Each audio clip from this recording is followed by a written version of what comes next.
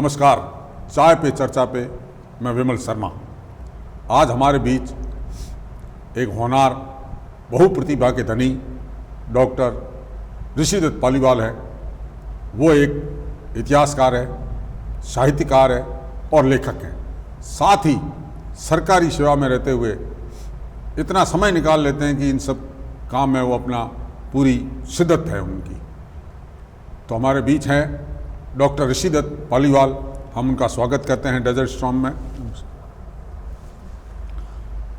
ऋषिदत्त जी, मेरा आपसे सवाल है, आप राजकीय सेवा में हैं, उसके बावजूद भी आप किस तरह से इतिहास लेखन के कार्य से जुड़े? राजकीय सेवा में रहते हुए इस प्रकार जो मैं कार्य कर रहा हूँ, ये मेरी एक बचपन से ही हॉबी रही है। और इस हॉबी के कारण ये बस सिर्फ मेरा एकमात्र मतलब कभी मैं खेला नहीं, लेखन का, पढ़ने का, इस प्रकार का मेरा शौक़ रहा है। और इसलिए मैं राजकीय सेवा में रहते हुए भी अतिरिक्त समय निकाल पाता हूँ। चूँकि आपने पालीवाल है और आपने जो भी इतिहास और जो शोध किए हैं वो पालीवाल समाज पे किए हैं, अन्य पे किए हैं, मगर मैं आपसे चर्चा इस संबंध में करना चाहूँगा कि पालीवाल समाज का जैसलमेर में और पूरे विश्व में बहुत गौरवमयी इतिहास है। वे पाली से जैसलमेर आए, उसके बाद में जैसलमेर का जिस तरह का विकास हुआ, जिस तरह की चीज़ें हुई सब, तो उन्होंने जैसलमेर ही क्यों चुना? ये आपका एक अच्छा प्रश्न है कि भी इसे मरुस्थल में जो पालीवाल कौम क्यों आई, ये एक जिज्ञासा वाला जो व्यक्ति होगा उसका ये प्रश्न रहेगा। जैसलमेर आने से पहले हमारे जो पालीवाल समाज के जो लोग हैं वो पाली रहते थे, और पाली में हम जैसे ब्राह्मण थे तो पाली वाले ब्राह्मण हुए। और तात्कालिक कारणवश 1348 विक्रम संवत और 1291 ईस्वी में हमारे को श्रावणी पूर्णिमा के दिन पाली छोड़ना पड़ा। और आपका जो प्रश्न है कि जैसलमेर क्यों आए, तो पाली एक राजस्थान की बहुत बड़ी व्यापारिक मंडी थी और उसका विदेशों में कई भागों में उसका व्यापारिक आदान प्रदान था। तो वहाँ उस समय पाली में जो पालीवाल रहते थे उनका ये सिल्क रूट था, जैसलमेर होते हुए इराक, ईरान, अफगानिस्तान होते हुए चाइना तक इनका एक व्यापार था। और तात्कालिक कारणवश जैसे छोड़ा ना, तो जिस समुदाय का इस रास्ते से सिल्क रूट से व्यापार का जो काम था, उन लोगों ने फिर जैसलमेर को चुना कि वो नज़दीक स्थान भी है, शांतिप्रिय स्थान भी है और वहाँ जाकर अपना अच्छे तरीके से अपन व्यापार कर पाएंगे, इसलिए वो जैसलमेर आकर बस। जैसलमेर से वापस पलायन किया, जो जैसलमेर को त्याग के गए, और जैसा बताया जा रहा है कि 84 गांव एक साथ खाली करके गए थे, उसमें कई प्रकार के अलग अलग मत है। कुछ लोगों का कहना है कि सालम सिंह जो उस तत्कालीन दीवान थे, उनके जुल्मों से परेशान होकर यहाँ से किया था। कुछ लोगों ने कहा था अन्य कारण हैं। तो आप हमारे दर्शकों को ये बताएं कि वास्तव में क्या कारण रहे थे कि यहाँ से एक ही रात में 84 गाँव खाली करके गए? जब जैसलमेर में जब पालीवाल आए तो उन्होंने अपने भुजबल पे, मेहनत पे, पुरुषार्थ के बल पर 84 गांव बसाए और 84 गांव पूरे संपन्न हुए। ये सबको पता ही है इतिहास पालीवालों का, और इसमें मुझे ज़्यादा डिटेल में जाने की ज़रूरत नहीं है। लेकिन जो 84 गांव छोड़े वो एक जैसलमेर के लिए इतिहास बन गया। और हर व्यक्ति चाहता है, जानना चाहता है निष्कर्ष तौर में भी कि पालीवालों ने आखिर छोड़ा तो किस कारण छोड़ा। तो मैं जहाँ तक निष्कर्ष पर पहुँचा हूँ कि सालम सिंह के अत्याचार और दूसरे कारण, ये सब मिलके ही कारण बनते हैं। कोई एक कारण नहीं होता छोड़ने के लिए, लंबे अरसे से कई कारण बनते हैं और तात्कालिक कारण एक होता है। ये सर्वविदित है कि सालम सिंह जो यहाँ का दीवान था वो राजा पे हावी था और जनता पर अत्याचार करता था। उस समय यहाँ के जो महारावल थे वो छोटी अवस्था में होते थे और यहाँ का दीवान उस पर हावी होता था। तो उस जैसे बीकानेर के युद्ध हुए, जोधपुर, जहाँ आपस में राजघरानों में युद्ध होते हैं वहाँ उनको राजस्व की ज़रूरत रहती है। और हर समय वो पालीवाल एक आय का स्रोत थे। ये कर्नल टॉड आए थे, उन्होंने भी कहा था कि one of the caste Paliwal in Jaisalmer, जो सबसे रिच है। तो ये नो डाउट पैसे वाली जात थी। तो जैसे ही बीकानेर का जो युद्ध हुआ उसमें सालम सिंह ने कहा भी हमारे को पैसा दीजिए, तो पालीवालों ने कहा भी हम समय समय पर आपको देते ही हैं, लेकिन कुछ हमारे को समय दो, हम आपको सहयोग जरूर करेंगे। लेकिन सालम सिंह तो अत्याचारी, क्रूर जो भी था और ये हठी आदमी था, उसने कहा पैसा चाहिए तो हमारे को अभी चाहिए। तो पालीवालों का भी ठीक देखेंगे, तो उसने कहा ऐसा कहना नहीं मानोगे मेरा, तो मैं टैक्स बढ़ाऊँगा, और टैक्स भी नहीं दोगे तो फिर आपकी बहन बेटी पर बात आएगी। तो फिर पालीवालों ने विचार किया यार कि ये राजा अपनी सुन नहीं रहा है और बार बार ये आदमी अपने को परेशान कर रहा है, तो इज्जत से समझौता करें और या ये इसके अत्याचार सहन करें। तो सबकी एक काठोड़ी गांव जो हमारे 84 गांव में आता है, वहाँ पर पालीवालों के चौधरियों ने मीटिंग की और कहा कि भी इज्जत सबसे पहले है, स्वाभिमान सबसे पहले है, धर्म, ईमान और बहू बेटी की इज्जत पहले है। हम यहाँ नहीं रहेंगे जहाँ का राजा नहीं सुन रहा है और दीवान अत्याचार बढ़ा रहा है। तो फिर उन्होंने निर्णय किया कि एक साथ 84 गांव छोड़कर जैसलमेर रियासत को हम छोड़ देंगे, ये कारण रहा। आप जैसलमेर रियासत छोड़ के गए, क्योंकि जब तक आप पालीवाल समाज यहाँ रहा, जैसलमेर को न केवल गौरवशाली इतिहास दिया, समृद्धि दी, उन्होंने यहाँ खेती के तरीके बताए, उन्होंने रहन सहन के तरीके भी बताए। मगर अगर वर्तमान परिप्रेक्ष्य में अपन देखें तो आज जैसलमेर में खाबा और कुलधरा दो ही गांव ऐसे हैं जो पर्यटन की दृष्टि से भी विश्व पटल पर आए हैं और अन्य दृष्टि से भी विश्व पटल पर आए। बाकी के गांव क्यों रह गए, क्या स्थितियां रही कि बाकी के गांव इतने वो नहीं हो पाए? नहीं, आपका ये कहना सही है कि जैसलमेर के पर्यटन में कुलधरा और खाबा का नाम बहुत बड़ा है, जो विश्वविख्यात है और लोग इसको देखने के लिए भी आते हैं। मेरा ये मानना है, मैं 84 गांव में से काफ़ी गांव घुमा हूँ, तो उसमें कुलधरा और खाबा से भी अच्छे और बड़े गांव और इसके समकक्ष गांव 84 के 84 गांव हुए हैं जो टूरिस्टों के लिए एक अच्छा केंद्र बन सकते हैं। यहाँ के जिला प्रशासन और पर्यटन विभाग को चाहिए कि कुलधरा और खाबा की तर्ज पर ही, जैसे काठोड़ी है, धनवा है, पिथौराई है, इस प्रकार खियाँ हैं, ऐसे कई गांव आपको मिलेंगे जो यदि टूरिस्टों के सामने लाएं तो जैसलमेर आने वाला हर टूरिस्ट 84 गांव में से अधिकतम गांवों में जाने का कोशिश करेगा और इससे जैसलमेर के एक ग्रामीण पर्यटन को बढ़ावा मिलेगा और लोगों को रोजगार मिलेगा। एक बात आपने कही ग्रामीण पर्यटन की, इस पर मेरा सवाल ये है कि जैसलमेर में आज तक देखा गया है कि शहरी और सम के दौरे, शहर का पर्यटन जिसमें पटवा हवेलियाँ, गढ़ीसर, सोनार किला ये, और सम के दौरे या कोई रेतीले दौरे, वहाँ का भ्रमण करके टूरिस्ट वापस लौट जाता है। आज तक ग्रामीण संस्कृति क्यों नहीं आगे पाई और पर्यटकों को लुभाने के लिए पर्यटन संस्कृति को और उसको रूबरू क्यों नहीं करवाया गया जिससे पर्यटन और ज़्यादा बढ़े? नहीं, इसमें तो जैसे देखो, जो टूरिस्ट का कोई दोष नहीं होता, टूरिस्ट को जो प्लेस बताए जाएंगे वहीं पर वो घूमेगा। जैसे जैसलमेर के किला है, पटवा हवेली है या कुलधरा और खाबा जो आगे हैं। मैं वापस आपको ये कहना चाहूँगा कि जिला प्रशासन और पर्यटन विभाग यदि कुलधरा और खाबा की तर्ज पर आसपास के गाँव में यदि जाकर उसको मोटिवेट करता है, उसको जनता के सामने लाता है, संचार माध्यमों के सामने, तो मेरा ये मानना है कि टूरिस्ट ग्रामीण क्षेत्र में भी जाना चाहेगा, क्योंकि वहाँ एक जीवंत जीवन मिलता है उसको देखने का। और सैकड़ों हजारों साल का जो पालीवालों का या अन्य जातियों को जो जीवन रहा है, संस्कृति रही है, और हर व्यक्ति दौड़ धाप की ज़िंदगी से एक शांत वातावरण में एक डेजर्ट के अंदर उभरी हुई ज़िंदगी को देखना चाहेगा, और वो आपको टूरिस्ट में पर्यटन के लिहाज से खाबा और कुलधरा के अलावा भी 84 गाँवों को अगर उन पर भी कार्य किया जाए, पर्यटकों को वहाँ भी ले जाया जाए, तो वहाँ भी निश्चित रूप से पर्यटन बढ़ेंगे। जैसलमेर में जो आज की स्थिति ये है कि 1 या 2 दिन पर्यटक रुकते हैं, पर्यटकों का ठहराव नहीं है। जब अगर इन गाँवों को जो खाबा और कुलधरा की तर्ज पर उनका भी उनको भ्रमण करवाया जाए, प्रशासन या पर्यटन विभाग उस ओर ध्यान दे, तो उस पर भी पर्यटन को बढ़ावा दिया जा सकता है। मेरा आपसे एक सवाल है कि जैसलमेर का इतिहास अगर चर्चा करें अपन, तो जैसलमेर के इतिहास में पालीवाल समाज का योगदान है। उसके अलावा भी जिस तरह से यहाँ की पीत पाषाण, यहाँ की कलाकृति, यहाँ के सोनार किले, यहाँ के जैन मंदिर, यहाँ की पटवा हवेली, तो और किस समाज का योगदान है जिस समाज से जिस कारण से जैसलमेर और समृद्ध हो पाया? देखिए, एक मैं आपको और बीच में बात करना चाहूँगा कि जो पालीवालों का इतिहास टूरिस्टों के सामने आया है, उसके लिए मैं यहाँ के जो इतिहासकार है, वयोवृद्ध है नंद किशोर जी शर्मा साहब को उनका अभिनंदन करना चाहूँगा कि उन्होंने आज से 30-40 साल पहले, जब लोग इतिहास के बारे में समझते भी नहीं थे, तो उन्होंने पालीवालों के इतिहास और जैसलमेर इतिहास को जनता के सामने लाए और टूरिस्टों के सामने लाए, और आज भी हर टूरिस्ट उनके इतिहास, बताए हुए इतिहास को देखना पसंद करता है। अब बात आई कि जैसलमेर का जो किला है या जैन मंदिर है, पटवा हवेली है, तो ये टूरिस्ट लोग देखते हैं, लेकिन अब पालीवालों के अलावा जैसलमेर में ये तो जैसलमेर का किला है, तो ये राजघराने की संपत्ति हो गई, मंदिर पहले से कोई भी है। लेकिन जैसलमेर में इससे भी पहले जैन जो समाज है उनका बहुत महत्वपूर्ण योगदान रहा है। जैसलमेर में इस प्रकार की कलाकृति जो हवेलियां हैं वो उनकी देन है। कोठारी है, ओसवाल है। आज जो आप पुराने मार्केट के अंदर जाएंगे, जो मकान दिखेंगे, हवेलियाँ दिखेगी, वो पालीवालों की तरह ओसवाल जैन जाति के लोग यहाँ से पलायन करके गए, लेकिन उससे पहले इन्होंने कई बहुत बेशकीमती और बहुत कलाकृति वाली हवेलियाँ बनाई। आप जाएंगे जैसे ब्रह्मसर है, वैशाखी है, अमर सागर है, दादावाड़ी जैसलमेर में, और जैसलमेर का जो किला है उसमें जो जैन मंदिर है, वहाँ के जो बड़े बड़े जैन मंदिर है वो किसकी देन है? जैन समाज, ओसवाल समाज की। तो जैन समाज और ओसवाल समाज के भी जैसलमेर के पर्यटन में काफ़ी सहयोग रहा है, और इसको ज़्यादा से ज़्यादा सामने लाने की कोशिश करनी चाहिए। चाय पे चर्चा पे हम बात कर रहे हैं डॉक्टर ऋषिदत्त पालीवाल से।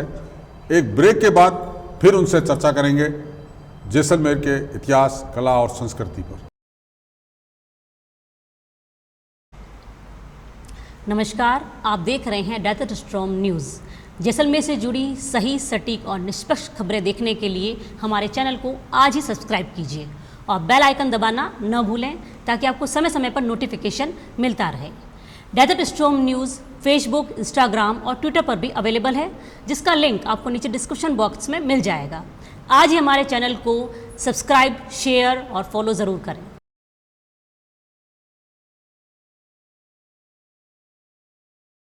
नमस्कार, चाय पे चर्चा पे एक बार फिर डॉक्टर ऋषिदत्त पालीवाल के साथ। डॉक्टर साहब, आपसे मेरा ये सवाल है कि पालीवाल समाज ने पूरे वृद्ध समाज को खेती के तरीके बताए, जल संरक्षण के तरीके बताए, खड़ीन की खेती कैसे की जाती है वो उन्होंने बताया। तो हमारे दर्शकों को आप बताइए कि किस तरह से जल संरक्षण और खड़ीन खेती का की जाती है। जैसलमेर का इतिहास किसी से छुपा हुआ नहीं है। आज से सैकड़ों साल पहले या आज से 50 साल पहले अपन सोचेंगे जैसलमेर में एक वर्षा होना एक स्वप्न के बराबर था, लेकिन तो भी सैकड़ों साल पहले पालीवाल लोग यहाँ बसे और समृद्ध भी हुए, संपन्न हुए। ये किसी से छुपा हुआ इतिहास नहीं है। इसके पीछे आपको ज़रूरत रहेगी पुरुषार्थ की। पालीवालों ने सबसे पहले यहाँ की जो खेती की जो ज़मीन है उसका सर्वे किया कि कहाँ कहाँ अपन खेती कर सकते हैं। तो मरुस्थल में भी खेती की जगह तलाशना एक चुनौती से कम नहीं था। तो भी पालीवालों ने करीब, जैसलमेर से आप इतिहास देखेंगे चारों ओर, तो भौगोलिक दृष्टिकोण से 45 किलोमीटर के दायरे में 84 गांव बसाए। यहाँ 45 किलोमीटर के बाद में आपको मरुस्थल मिलेगा। इससे पहले जैसलमेर शहर के बीच में और 45 किलोमीटर जो दोहरे उनके बीच में आपको एक ऐसी जगह मिलेगी जहाँ पानी ठहर सकता है। तो पालीवालों ने सर्वे किया, इसमें करीब 30-40 साल लगे उनको, और फिर ऐसी जगह जहाँ खेती कर सकें और एक पहाड़ी नुमा जो ढलान के क्षेत्र होते हैं वहाँ ऊंचाई पर उन्होंने अपने गांव बसाए। और जहाँ ढलान से नीचे पानी जाकर ठहर जाता हो बरोबर, जिप्सम वाली जगह जहाँ पानी ज़्यादा सोखे नहीं और नमी बनी रहे, ऐसी जगह को तलाशा, खोजा और वहाँ इन्होंने खेती शुरू की। सबसे बड़ी चीज़, खेत तो छोटे भी हो सकते हैं, लेकिन पालीवालों ने एक विशाल झील के रूप में खेतों को बांधा, उनके दोहरे बांधे, जिसको अपन आज एनीकट बोलते हैं, वो पुरानी भाषा में खड़ीन बोलते हैं। और आज भी उन खड़ीनों से जैसलमेर के लोग हज़ारों मन फसलें लेते हैं और पैसे वाले बने हुए हैं।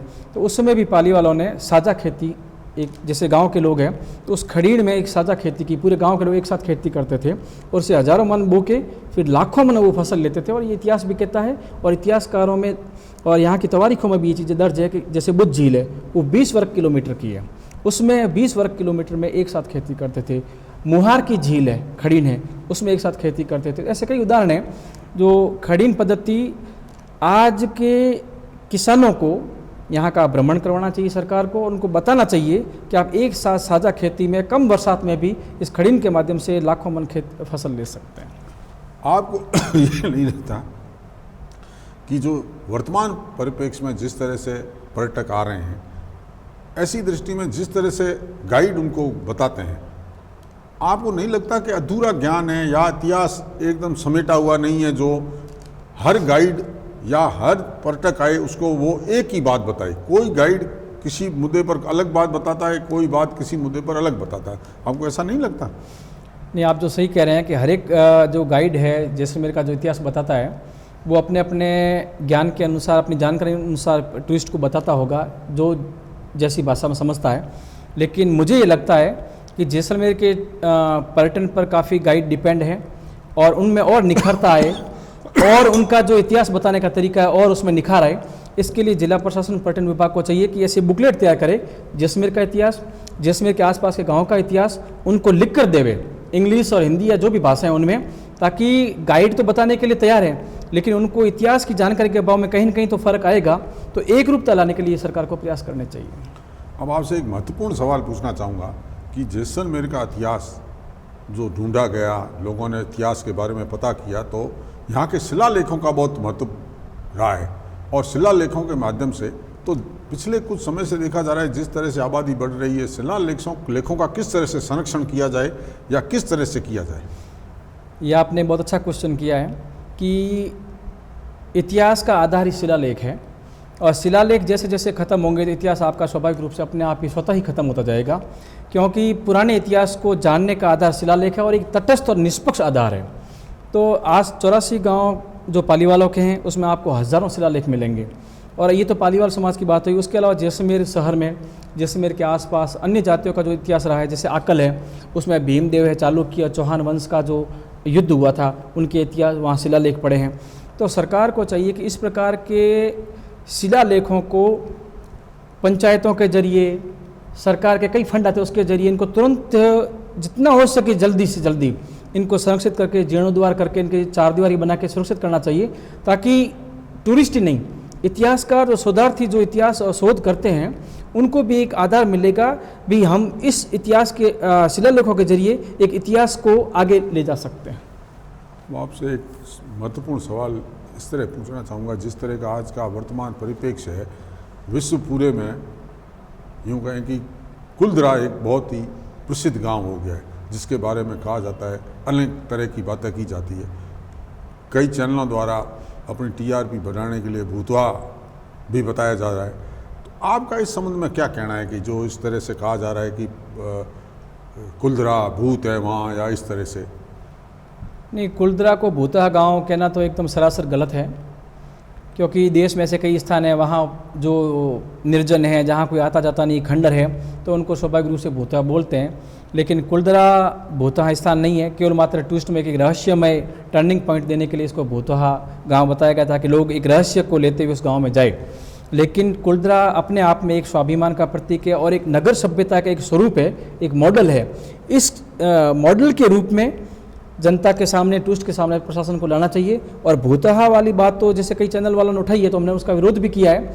और आपने ये जो प्रश्न किया एकदम जायज़ है कि भूतहा गांव कहा जाना एकदम सिर्फ टूरिस्ट को आगे बढ़ाने का तरीका है, भूतहा गांव नहीं है। और एक पाली वालों का जो पंडित लोग थे, कर्मकांडी लोग थे, उनके गाँव में भूतहा जैसी चीज़ हो ही नहीं सकती और एक मिथ्या चीज़ें हैं और इनका खंडन हर चैनल से होना चाहिए। एक बात, 84 गांव हैं, सदियों पहले छोड़ गए पालीवाल समाज, आज भी उसको जैसा आपने कहा कि समृद्ध किया जा सकता है, उनको वापस संरक्षित किया जा सकता है।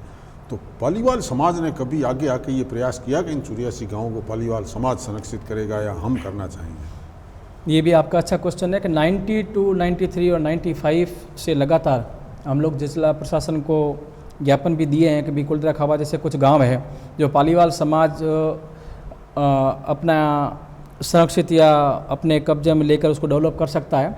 कब्जा या रहने के लिए तो नहीं, लेकिन टूरिस्टों के लिए, ताकि हमारी पूर्वजों की क्या सभ्यता थी, संस्कृति थी, लोग जान सके। इस संबंध 2006-07 में हम तत्कालीन जो मुख्यमंत्री थी वसुंधरा मैडम, उनसे भी हम लोग, हमारा डेलीगेशन मिला था, तो उन्होंने कहा था भी आपको सुपुर्द कर दें। हमने प्रत्यक्ष रूप से लेना तो नहीं चाहा, सही बात तो ये है, लेकिन हमने ये ज़रूर कहा कि आप आर्कियोलॉजी डिपार्टमेंट को कुलधरा खाबा दीजिए, ताकि सैकड़ों करोड़ रुपए आएंगे तो एक समाज सैकड़ों करोड़ रुपए की व्यवस्था नहीं कर सकता। तो मैडम ने वो स्वीकार किया। फिर आर्कियोलॉजी में ये दोनों गांव गए, कुलधरा और खाबा, और उसका डेवलपमेंट हुआ है। लेकिन कुछ डेवलपमेंट हमारे इतिहास के विपरीत हुआ है, उस पर भी सरकार को ध्यान देना चाहिए। ये तो रही इतिहास की, लेखन की बात। आपने किस क्षेत्र में विशेष योग्यता हासिल की जिसमें आपको डॉक्टरेट की उपाधि मिली? वैसे मेरी रुचि लेखन की रही है, शुरू से पिछले 20-25 साल से लिखता रहा हूँ। और उस समय ऐसा नहीं लगता था कि मुझे ये जो डॉक्टरेट की उपाधि मिली वो मानद मिली है, और मानद एक ऑनरेरी सम्मान होता है, विश्वविद्यालय देता है। तो फिर मैंने सोचा ये पालीवालों का इतिहास तक मुझे सीमित नहीं रहना चाहिए, पालीवालों का इतिहास बना तो किसी पीछे कोई कारण रहा होगा। तो मुझे लगा कि डेजर्ट में, ऐसा विशाल डेजर्ट जहाँ आदमी आना भी पसंद नहीं करता है, उस डेजर्ट में पालीवालों ने एक वाटर हार्वेस्टिंग सिस्टम, ट्रेडिशनल जो सिस्टम होते हैं उसको ईजाद किया, और उसके ज़रिए पानी को यहाँ संरक्षित किया। मतलब उसको बोलते हैं ना, बरसात की बूंद को भी रजत की बूंद समझा, और रजत की बूंदों को समेट समेट कर वो सोने की चिड़िया बने जैसलमेर की। ये तो सबको मानना ही है और लोग मानते भी हैं। तो उस चीज़ को मैंने सामने लाने का प्रयास किया। खड़ीन पद्धति के जरिए खेती कैसे कर सकते हैं, सामने लाने का प्रयास किया। खड़ीन पद्धति के जरिए आज का किसान कैसे समृद्ध हो सकता है, उसको सामने लाने का मैंने प्रयास किया। और वो जब मेरे 15 साल के जो मैंने वहाँ सबमिट किए तो उनको लगा कि पीएचडी या डॉक्टरेट इनको देनी चाहिए, और ये मेरा सौभाग्य है कि मुझे मेरे पूर्वजों के इतिहास के पीछे मुझे डॉक्टरेट मिली। चाय पे चर्चा पे हम डॉक्टर ऋषिदत्त पालीवाल से लंबी चर्चा की, उन्होंने न केवल जैसलमेर के पालीवाल समाज का इतिहास बताया, बल्कि जैन समाज और यहाँ की किस तरह से पर्यटन बढ़े उस पर विशेष चर्चा की। उन्होंने सभी सवालों के जवाब जनहित में दिए और जो उन्होंने बात कही उसे प्रशासन को, सरकार को अमल में लाकर और जैसलमेर में पर्यटन को और बढ़ावा दिया जा सकता है। ऋषि दत्त जी, आप हमारे चैनल के माध्यम से जैसलमेर के पर्यटकों को, जैसलमेर आने वाले पर्यटकों को, जैसलमेर के लोगों को क्या संदेश देना चाहेंगे? मैं आपके चैनल के माध्यम से कहना चाहूँगा कि जैसलमेर आने वाला हर टूरिस्ट जैसलमेर शहर ही नहीं, जैसलमेर के आसपास के गांव की संस्कृति को देखे और मोहनजोदड़ो की जैसी सभ्यता संस्कृति रही है वैसे ही जैसलमेर के आसपास के गांव में भी है। उनको बस जाने की ज़रूरत है, यहाँ के टूरिस्टों को वहाँ तक ले जाने की ज़रूरत है। जैसलमेर का रोज़गार 1-2 दिन नहीं, कम से कम 5-7 दिन जब टूरिस्टों का ठहराव होगा तो शहर ही नहीं, आसपास के गाँव के लोगों को भी रोज़गार मिलेगा। धन्यवाद ऋषि दत्त जी, आप हमारे चैनल में आए, आपने हमें बहुत ज्ञानवर्धक इतिहास बताया। चाय पे चर्चा पे बस इतना ही। मैं मेरे साथी पुष्पेंद्र बोहरा, हिम्मत सिंह के साथ, जिन लोगों ने हमारा चैनल अब तक सब्सक्राइब नहीं किया है वो सब्सक्राइब करें, आई बेल बजाएं और लाइक करें। धन्यवाद। नमस्कार।